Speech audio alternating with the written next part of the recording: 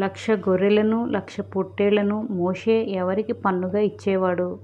అహాబు రాజునకు. ఎలీషా తండ్రి పేరు ఏమిటి? షాపాతు. ఏలియా చేతుల మీద నీళ్లు పోసిన ప్రవక్త ఎవరు?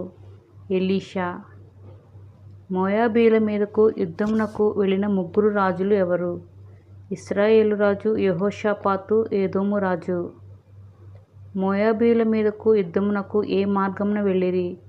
ఎదోము అరణ్య మార్గమున.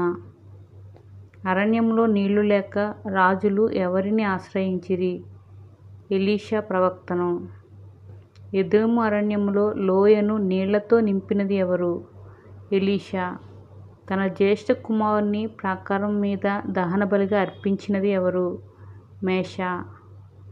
విధవరాలి ఇంటిని నూనెతో నింపి ఆమె అప్పును తీర్చిన ప్రవక్త ఎవరు? ఎలీషా. ఎలీషా కొరకు గోడ మీద ఒక చిన్న గది కట్టించినది ఎవరు? షూనేము పట్టణములో గనురాలైన ఒక స్త్రీ. ఎలీషా దాసుని పేరు ఏమిటి? గెహజీ. మరుసటి సంవత్సరము ఈ కాలమున నీ కౌగిట కుమారుడు ఉండునని షూనేమీయురాలితో పలికినది ఎవరు? ఎలీషా. షూనేమీయురాలి కుమారుడు మరణించగా ఎలీషా ఏమి చేసెను? ప్రార్థన చేసెను. వేర్రి ద్రాక్ష చెట్టు తీగలు తెంపి కూరలో వేసినది ఎవరు? ఎలీషా పనివాడు. కుండలో విషమున్నదని ఎలీషాకు చెప్పినది ఎవరు? ప్రవక్తల శిష్యులు.